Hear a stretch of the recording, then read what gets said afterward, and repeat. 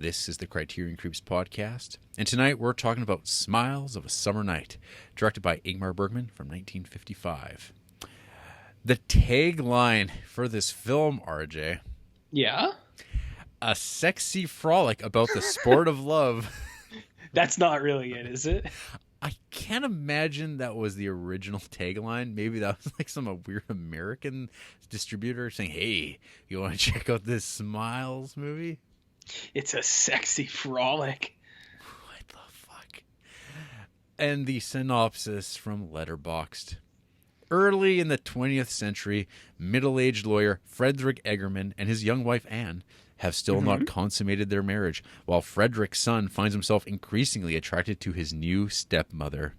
To make matters worse, Frederick's old flame, Desiree, makes a public bet that she can seduce him at a romantic weekend retreat where 4 couples convene, swapping partners and pairing off in unexpected ways. What? So, swapping partners. Yeah. Scandalous. Is this a 1955 movie about 1900, or is this 2020? Everyone's poly now, you know. Poly cuck amorous. Yeah. This movie's got some cucking. So, RJ, you know, Yo. There's 2 things I don't associate with comedy.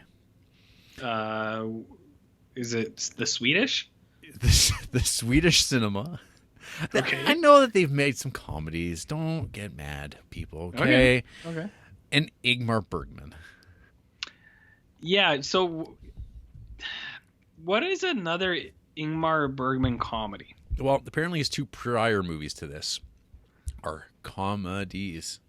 Like Hour of the Wolf? No. Oh. What about Troll Jurgen or whatever? What? Troll Jurgen? Oh, wait, that's Troll Hunter.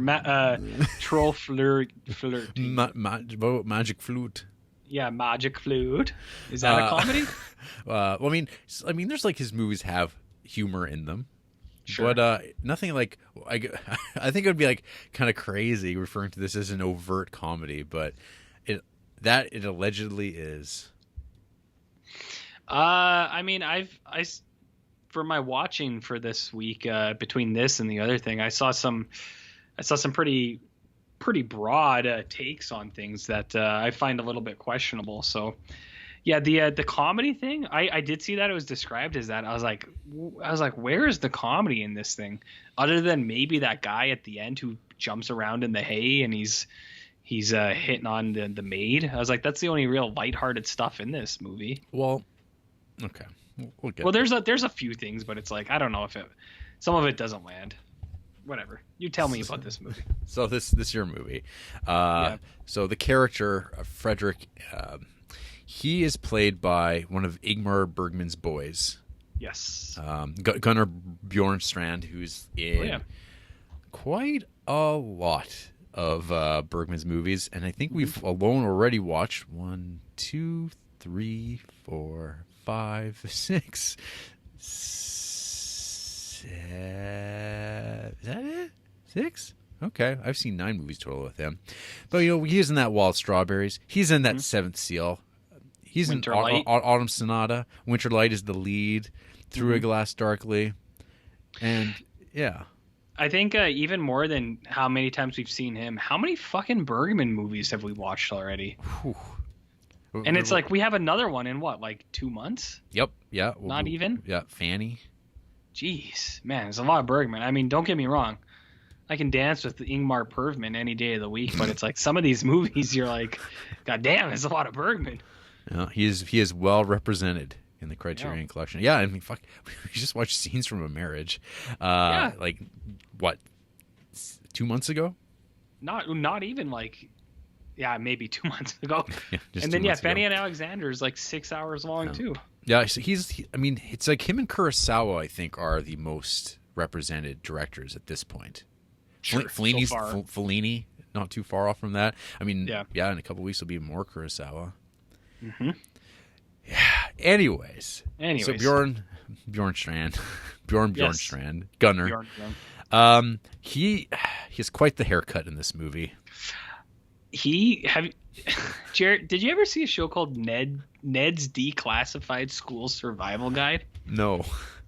Okay, so there's a character in that show called Coconut Head, and he has a haircut, and it was all I could fucking think of. It was gonna be my review of this movie, was just a link to a picture of this kid. I'm gonna send it to you as you keep talking about this movie. I'll send you a picture of Coconut Head. Okay.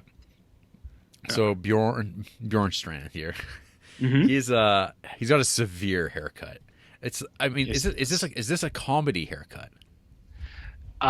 You know what? I kind of thinking about it now. That movie Come to Daddy with Elijah Wood, where it's like his comedy based. What's Could that? be like that. It said his entire appearance is like comedy based. Right. Sometimes all it takes is a funny haircut to get those big laughs, or make people not take you seriously. Yeah, could be. So this guy, he's married to a lady, Anne, and she's much younger than him. There's a scene of him waking up kind of in a dream, a sexy dream, and she like turns over and she starts hearing him call out another woman's name. We've all been there, right, fellas? Like, Andrea says I sometimes talk in my sleep. Have you ever done that? Apparently. Really? Oh, Coconut Head. That's more like a Prince Adam. Is that what it's called? That's what I call it. Oh, well, that's all I thought when I was watching this, but yeah, I've been known to talk. His is a little bit tighter than that. It's not like that's very low-fi. That one's got a lot of volume. This one's like very close to the skull. It's like a Caesar, but then kind of like with the underhang along the chin strap. Tight, the chin strap right along there, and not a good look for anyone. For anyone, when you went to high school, was there a lot of chin straps? Kind of. I don't know. I guess that was like a look. It's like kind of like the Buff Bagwell. Yeah, a little bit. Where it's just that thin little line along the jawbone, because it was like all that you could really grow. Like most kids, unless you're like Hungarian or something, most kids could just grow that little line. A wisp. Just a wisp. So his hair style is pretty comical. Yeah, it's rough.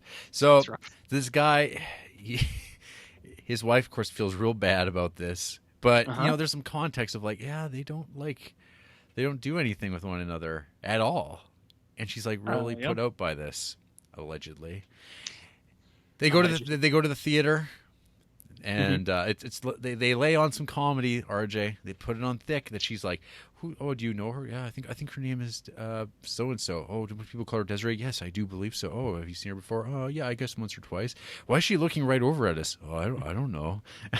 And it's just like kind of like, it's a situational comedy. It's just it layers. A situational comedy? Is there another name for that? No, none. Okay.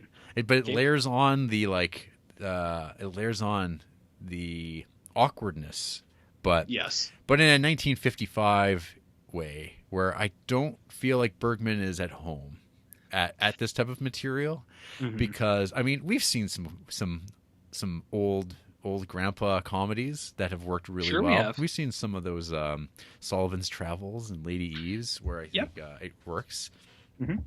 So, or even old Duck Soup, or I guess Night at the Opera. Fool. Yeah, Night at the Opera. Yeah, we've seen some dated comedy. Where would we'll get there, but I was gonna say you could also bring up W.C. Fields when you're talking about old man comedy. That's about Bank Dicks. But Bank Dick was I remember Bank Dick was it had some good stuff in it still. That's some good stuff. So this is like usually, I mean, it seems like the American comedy is like a go-to for a lot of cinema. So here we have foreign comedy. Sure. Which, I mean, I've seen some funny foreign films. Like what? It's hard, eh? Well, I know I have. Yeah. Well, who hasn't? I mean, absolutely. Are you a fan of that Shaun of the Dead? Because that's foreign. Yeah, but I guess it's like foreign language comedy. I know what you mean. Well, sometimes though, that's part of the comedy is like the language and the way that you speak, right? So sometimes when you read the subtitles, you lose that comedy stuff. But the really good ones that you're talking about, the comedy shines through even in subtitles. Hey, remember that? Remember Looking for Comedy in the Muslim World? Remember that? Remember that documentary? Remember that? Four Lions? I've seen that movie. You've seen that? I thought it was pretty good. I saw it pop up sometime or a while ago. People were like talking about not liking it. I was like, I don't know. I thought it was fine. You ever seen Four Lions? Yeah. Yeah, I've seen Four Lions. You see that? You hear that? It's Chris Morris. It's Chris Morris. Chris. Okay. Okay. Cool. Tell me more about Swedish dudes. Swedish dude. So anyway, so he's got his wife and he's got his side piece. But this woman though, he's got like some unrequited love going on there. He wants a little bit of that, but it's kind of like, well, he goes over to, she's an actress. He wants to hang out with her, but he falls in a pool after being told to watch out for it. And then he has to change into like a nightgown, be very embarrassed by this ridiculous nightshirt and little nightcap to keep him warm so he doesn't catch cold, which isn't actually a thing, I don't think. Mm-hmm. But then her secret lover, what's this guy's name? Count Carl Magnus Malcolm. Jarl Kuhl. It's a bit of a name, yeah. The Jarl. The Jarl? Didn't they call you that in high school? The Jarl? The Jarlsberg? They did not. Oh, that's too bad. So he, of course, shows up, and it's like, oh, what's going to happen? She's kind of like all excited that they like might beat the shit out of each other, and she's kind of like, it's like, yeah, that's not trouble. Well, Jarrett, I don't know, like, isn't that something that people enjoy? Is uncomfortable situations, situational comedies based on uncomfortability, right? Allegedly. Yes, yeah. When done right, when done well. So there's like this other stuff going on. Frederick's got a son, and like he's all like miserable and like hyper Catholic. Yeah, lumping around, getting yelled at, being just like it's like what's this guy's deal? And it's like apparently, I guess he's like really into his dad's wife now. Well, that plays in 2020 too. I don't know if you've seen some of the trends that on the internet. Oh wow!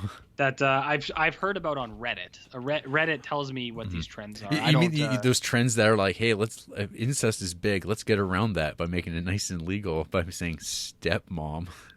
Allegedly, and that's what I'm saying is allegedly. I don't subscribe to such things, but but you only subscribe, and you folks should only subscribe to OnlyFans. With OnlyFans. Yeah. As soon as interest is people show interest with me, I'll start it right now. You'll get one picture a day. Mm-hmm. So let me know. Absolutely. Mm-hmm. So there's a lot of lessons that must be taught to various characters and bets and talking, and man, I don't know. There's this one passage of this movie that's like super Bergman. Yeah. People like in dark rooms, and suddenly it just turns into a Bergman movie. Like all of a sudden, people in profile backlit by windows, and they're in the dark, and they become really philosophical. Mm-hmm. Did you catch that bit in this movie?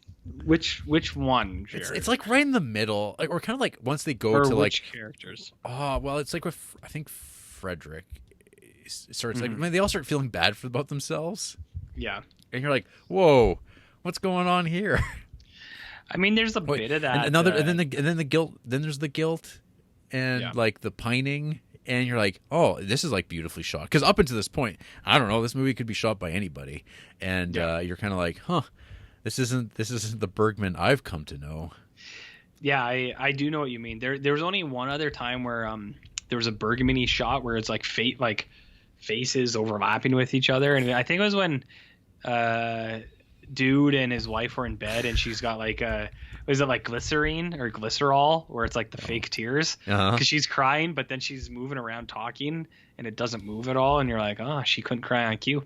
Bad actress. Mm-hmm. That's what movies have led me to believe. But yeah, there's a few Bergman-y things, but on the whole, I thought the dinner at the end when they're describing that like horrible sounding wine that's just like disgusting.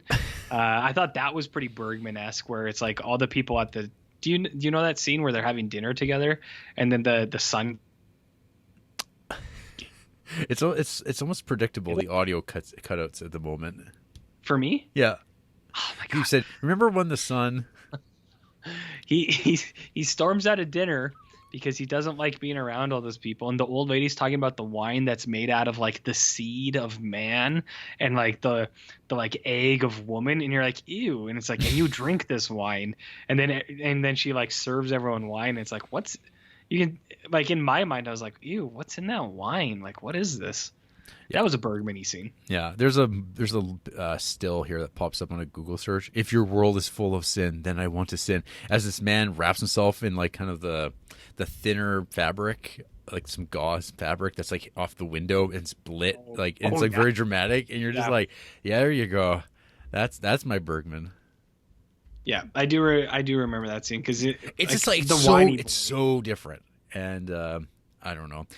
Part of this too is like after watching Scenes from a Marriage, like just like a couple months ago, which is such a raw movie, and it's like so stripped down, very uncinematic and very real. And I mean, obviously, Bergman's also a more developed filmmaker.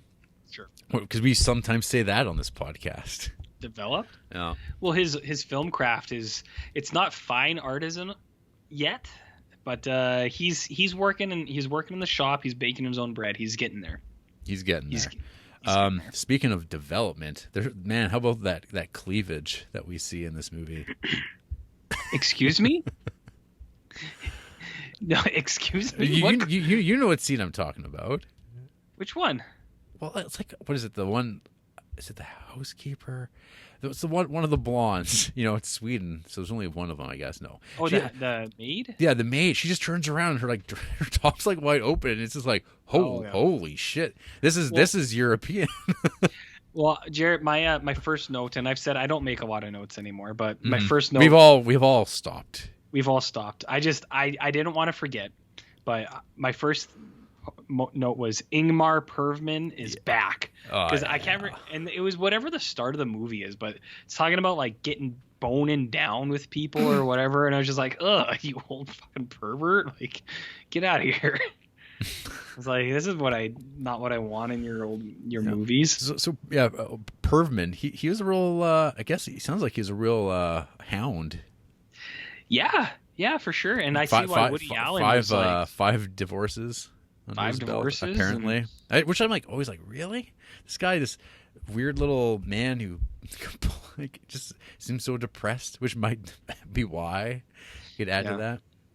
Well, it's easy to get divorced when if you want to. You can get married in 10 minutes, and you can get divorced just as fast, I think, right? Right? I guess. I don't know. I don't care. Yeah.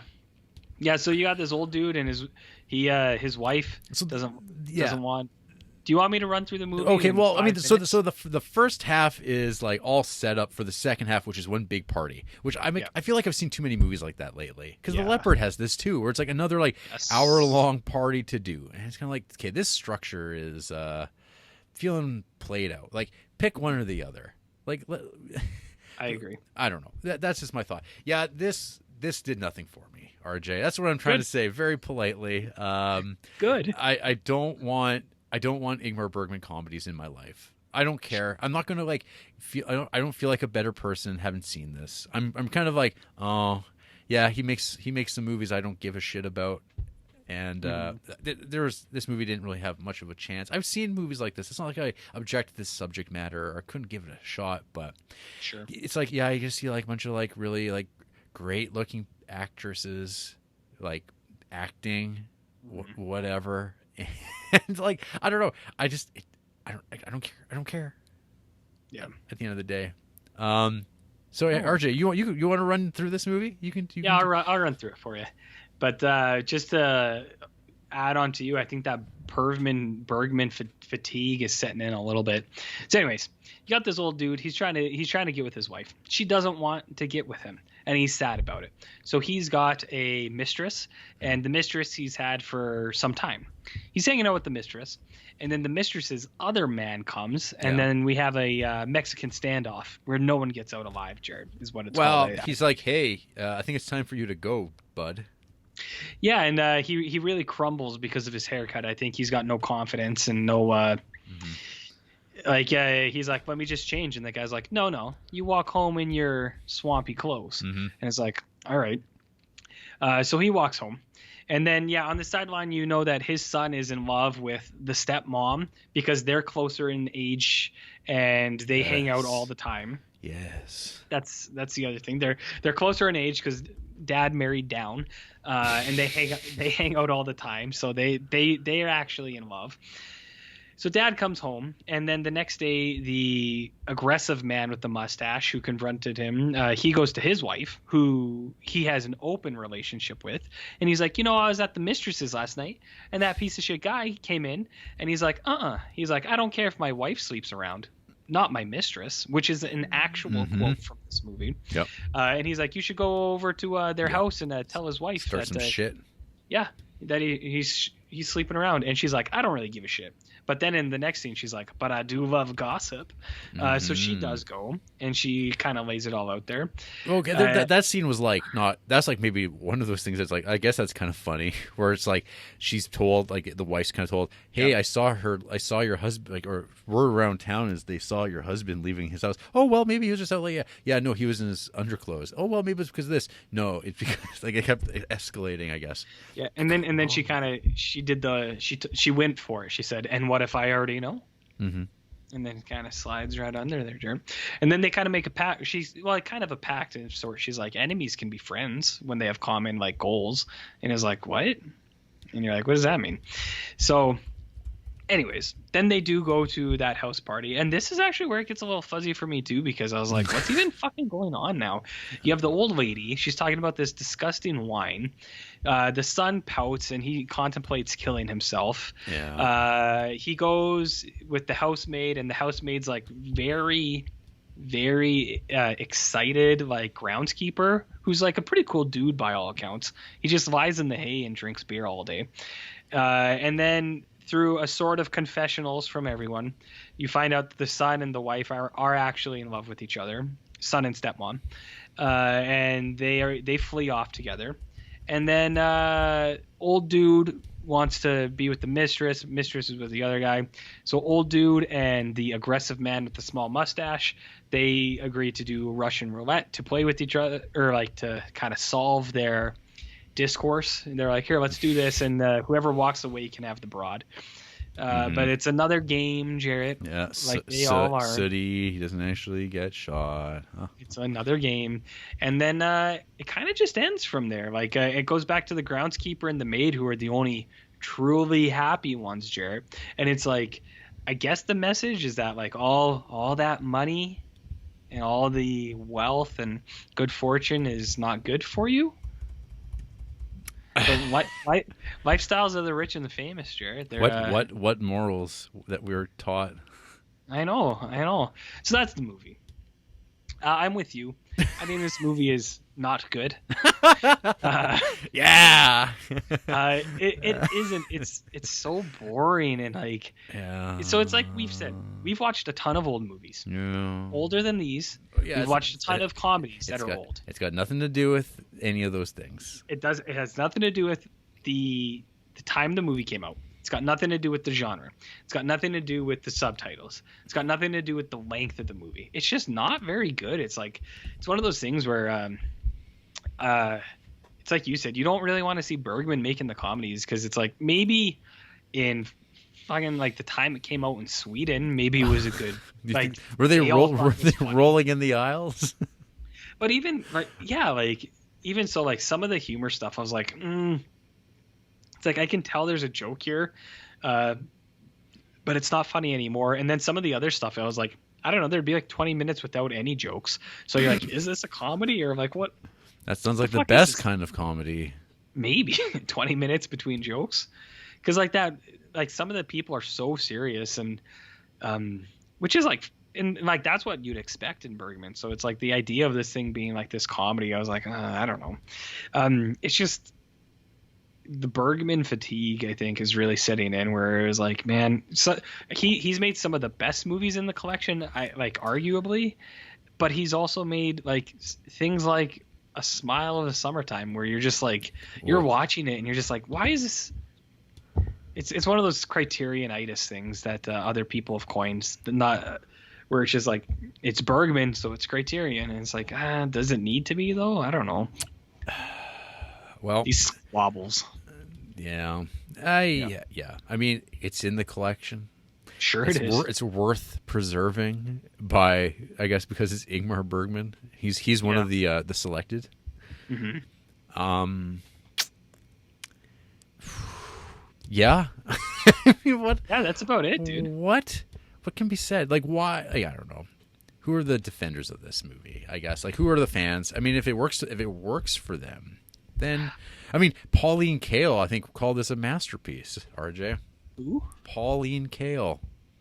Don't really know who that is, but Wow. I imagine. See, now you're in trouble. Now you're in trouble with the internet. With the YouTube people. No. Fuck them. I imagine there's gonna be people who love this movie because they're gonna be like, oh, so quaint. It's so fun, and it's like he's out of his comfort zone. He's really letting loose. He's letting his freak flag fly. Knees shall be slapped. Yeah, I don't know. Like, so here's the thing. I think I described some stuff that I liked. Like, I did like the scene where the old lady was kind of laying it all out, and she's like typical old lady. She's like, who gives a shit what people think? She's like, if you ever actually listen to people talk, she's like, you'd realize how dumb everyone is and things like that. And you're like, oh yeah, you're very smart. And you kind of, but she like lays it all out there. She's just like, people suck. She's like, who cares?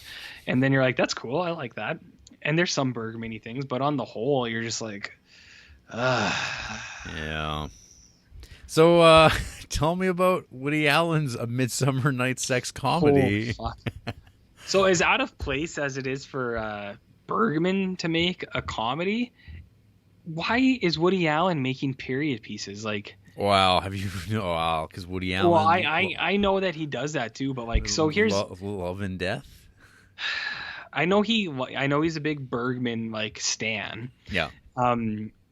And so like this thing's loosely described as a like a, I don't know, an ode to Smiles of Summer Night, and I'd say that's pretty like fucking generous. But so Woody Allen made a movie about 1900, and it's like he's a character in it because of course, and he's like so fucking out of place. You're just like, I can't separate him from 70s New York because he's like, well, you know, we do the thing, and he's like, I needed the sex, and you're just like, oh my god, you're like, it doesn't fit with the time frame. It doesn't, because like so this movie, it's him with Mary Steenburgen, and they're not having sex.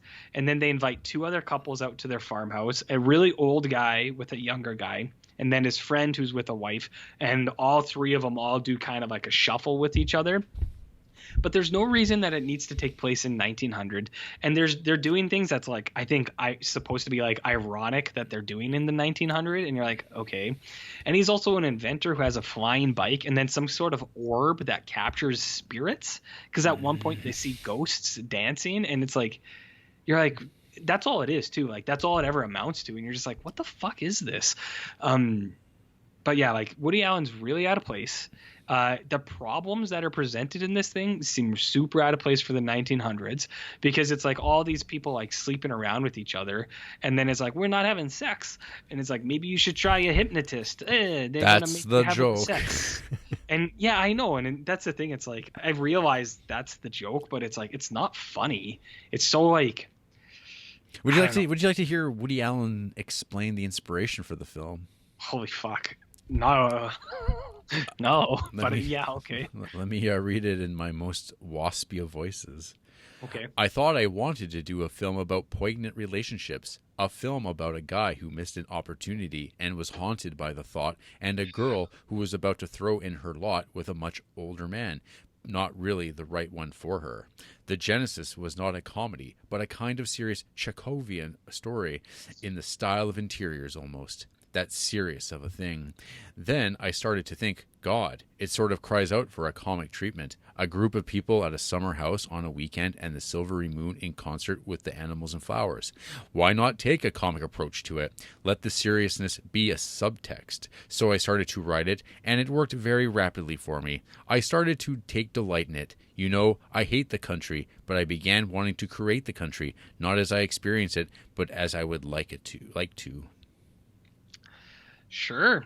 There is actually one scene in this movie I do like is there's a 10-minute montage of animals. So you have like a rabbit. There's a rabbit and a what? A turtle. Yeah. Walking around, and then there's a deer. And it's just shots of animals. And I was like, that's better than whatever this fucking movie is. So I understand the description he's saying. He's like, his poignant thing about these missed opportunities. I don't know what accent I'm doing right now, but because that's like the thing. It's like he's like, well, we loved each other, but we never did it. And he's like, and now we want it, and then we have it, and then it's gone. It's like, so why does this have to take place in the fucking country in 1900? It doesn't. I don't know. I found it very distracting, and I mentioned in my review, it's like, so the Woody Allen like shtick where he's just like insatiable and he needs the sex real bad. It didn't bother me in like other Woody Allen movies, but in this one, I found it so annoying. I was like, holy fuck, dude. It's like, why are you like this? It's like, how are you that like hungry like for women and you're just chasing them all the time? It's like, stop. Insatiable. There's also talks of young ladies in this that I found problematic. So people can make of that whatever they want to, you know. Yeah, it's a bad show, Jarrett. It's a bad show. So I don't know, like, the looseness about the, like, you know, being related to it. It sucks. I'm glad you didn't watch it, because then I do own this. I actually own this in a Woody Allen. It's in the collection. Like it's like so they did like years ago. I think MGM put out these big Woody Allen DVD sets, and there was like 3 of them. And I have the second one. Which is kind of like, and that's like the one movie in there I think I haven't seen. And it's just because like nothing about it sounds good. Every time I mention it to anyone, they're like, yeah, I've seen that movie. I don't remember anything about it. And that's like, yeah, I'm like, yeah, I don't think anyone likes this. And so but this was the time for me to watch it. And I saw your review and went, well, fuck this. Like, no way. I'm not going to do it. Yeah, we didn't both need to take a hit on this one. Like, and that's the thing. Like, I don't think you would have gotten anything out of this. Except more angry. Except real horny. Angry. That's what I said. Oh, I thought you said horny. Oh, yeah. That is fun. That is funnier, but... classic Jarrett. Yeah, I don't know. It's not good, dude. It's a shit movie. So I described it in enough detail, right? Like what's happening here. Mm-hmm. I think so. It's just all these people walking around. This is sex, and you're like, oh my god, fuck! Paint some minifigures or something. Yeah. There's more to the world than this shit, Woody Allen. Get on a skateboard, Woody. Get on a skateboard. Try that shit out for a while. Watch some Next Generation. And the ghost stuff, Jarrett. Oh my god, it doesn't make any fucking sense. Because it's like, I think it was supposed to be an ode to like like Summer Night's Dream or something. Yeah. But like, he's like, I made this orb. He's like, it's gonna let us tap into the 9th dimension because we only know the 4th dimensions. And then they have a seance, and then it's a ghost man and woman out in the field, and they're all watching. And Woody goes, "Why doesn't he kiss her? He should just kiss her. Why are they not hugging?" And like that's it. God, maybe I have watched it. And you're like, why is this? Maybe I have seen that movie, and I just like was not watching it because it was terrible. It is terrible. Well, like there's like his movie Love and Death. Oh, okay. That's rough too. And that's another period piece. Yeah, man. Because it thinks it's funny. I think like the best use of like this arc of Woody Allen is Dave Sim in his Cerebus comic. He did a thing where like later on, like Woody Allen gets introduced as a character in Cerebus, and what happens is like it takes place over the course of like a couple hundred years, where each of the Woody Allen characters is actually like it's like generations of characters over time, and each movie was actually like a descendant of a man writing the memoirs of Cerebus as he ages, as he's like the ultimate pope Like, this is latter day Cerebus stuff. Mm-hmm. But I remember being like, I guess Dave Sim was renting Woody Allen movies from like the library. It was just like, I'm going to do that. Here's a story about a man and his like famous divorce. And this is something the kids are really going to go after. Yeah, the kids love Mia Farrow. Woody Allen loves kids. No, that's such low-bearing fruit, RJ. You know? I didn't mean like, I just mean like, you ever seen You ever seen Larry Clark's Kids? Woody Allen. You ever seen it. Kids? Yeah, was Woody Allen a like consultant on that? Do you think? So him and Pulaski? Yeah. Who hates Smiles of a Summer Night? Fuck, who's even seen this fucking thing? People. All right. Mr. Kitchen, 1 star. It might be an unassailable classic, but unfunny comedies are the worst. That's fine. Okay, let's see what's in this 5 stars to Tremors. Yeah. What else we got in here? Disco Dancer. I don't know what that is. A lot of Japanese stuff in this person's thing. Demons, Shaolin Soccer, Major League, 5 stars. Nice. Oh, Mandy. Yikes. I don't know. I'm kind of on board with this person's 5-star films. Let's go to half-star films. Fuck. I don't know what any of that shit is. I don't care. Next up, Brandon Habes. Okay. 1 star. Touted as the lush culmination of his 3 previous betrayal comedies, Secrets of Women, A Lesson in Love, Dreams, I found it rather lacking and cinematically inferior to all 3. It arrives right before 3 of Bergman's dark night of the soul meditations, The Seventh Seal, Wild Strawberries, The Virgin Spring, so it almost feels like a happy accident. A misplaced, perfumed sex comedy that indulges in borderline screwball slapstick. Woody Allen would go on to make an even worse homage in A Midsummer Night's Sex Comedy. The whole Victorian proper, only not so proper, costume period setting is not really my thing. The clothing, speech, hairdos, manners, it reeks of a hyper-stylized fakery that feels better adapted for the stage, not the cinema. As a film that desperately needed to be a box office success, it makes sense. Bergman had one too many failed dramas that almost costed him his career. Luckily, this one was a smash. He never worried about financing again. And next, we got The Seventh Seal. True. So there you go. There's something that good, I guess, that came out of this movie, historically speaking. Yeah. I think that all kind of makes sense. And hey, he even acknowledged the Woody Allen stuff. Nope. This dude's not bad. They have a very lengthy bio about how they do full runs of directors, like filmographies, and it was too much for me to read. But 5-star films, like lots of Criterion directors in those runs they did too, but 5-star stuff is just like things from Wong Kar-wai, Ozu, Kurosawa, but then also things like Martin, which I know you're a big fan of, and In the Mouth of Madness, except 5 stars to La Ventura, which is like, I don't know, and 5 stars to Portrait of a Lady on Fire, which I bring up just to bring up for Frank out there. And then some half-star stuff, Under the Silver Lake, half a star. Pink Flamingos, half a star. Jared. Oh, that's madness. And then some of this other stuff, I don't know what any of this shit is, so whatever. And finally, 1.5 star from Sandrine. Can't believe 2 years later he was doing Wild Strawberries. The improvement. Lots of people are really fond of all caps sometimes for emphasis. I was gonna say, I think you get your point across.